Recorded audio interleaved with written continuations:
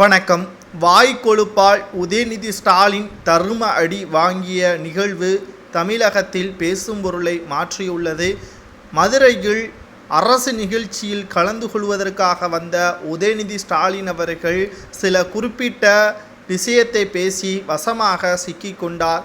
சனாதன பிரச்சனையை விடுவதாக உதயநிதி ஸ்டாலின் அவர்கள் தெரியவில்லை. ஏனென்றால் மீண்டும் மீண்டும் பழைய பிரச்சனையை பூதகரமாகி கொண்டிருக்கிறார் உதயநிதி என்றே நாம் கூற வேண்டும். அமெரிக்காவிற்கு செல்வதற்கு முன்பாக ஸ்டாலின் அவர்கள் பல முறை அமைச்சர்களிடமும் உதயநிதி ஸ்டாலின் அவர்களிடமும் தனிப்பட்ட முறையில் ஸ்டாலின் அவர்கள் உதயநிதி ஸ்டாலின் அவர்களிடம் பேசியிருப்பதும் குறிப்பிடத்தக்கது.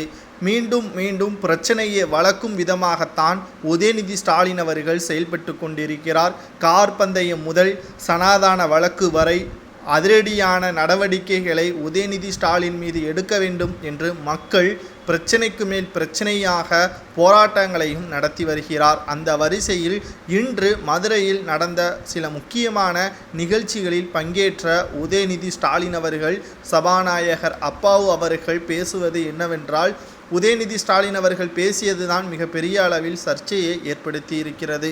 தமிழகத்தில் எந்த ஒரு கட்சிகள் புதிதாக தொடங்கினாலும் திமுகவிற்கு பாதிப்பு இல்லை.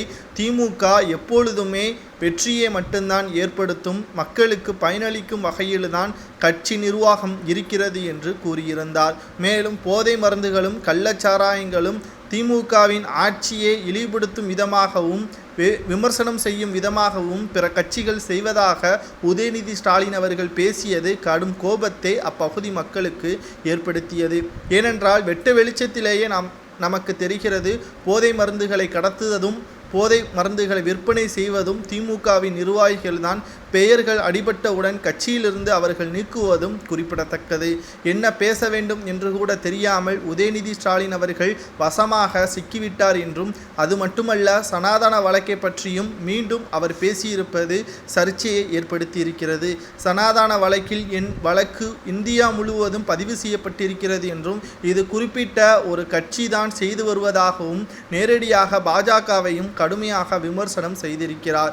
இதனால் பாஜகவினர்கள் இதற்கு பதிலளிக்கும் விதமாக அவர்களும் பேசுவதற்கான வாய்ப்புகளும் இது அமைந்திருக்கிறது. இந்த ஒரு சூழ்நிலையில்தான் உதயநிதி ஸ்டாலின் அவர்கள் வாய்க்கொழுப்பால் தற்பொழுது வசமாக சிக்கிக்கொண்டார் என்றும் கூறப்படுகிறது. ஒன்றல்ல இரண்டல்ல சனாதன வழக்கு 44 நீதிமன்றத்தில் நடைபெற்று வருவதால் உதயநிதி ஸ்டாலின் அவர்கள் துணை முதல்வராக வருவதற்கு வாய்ப்பே இல்லை என்றும் ராஜா அவர்கள் கூறியிருப்பது. உங்களது கருத்துக்களை கமெண்ட் வாயிலாக மறக்காமல் கூறுங்கள்.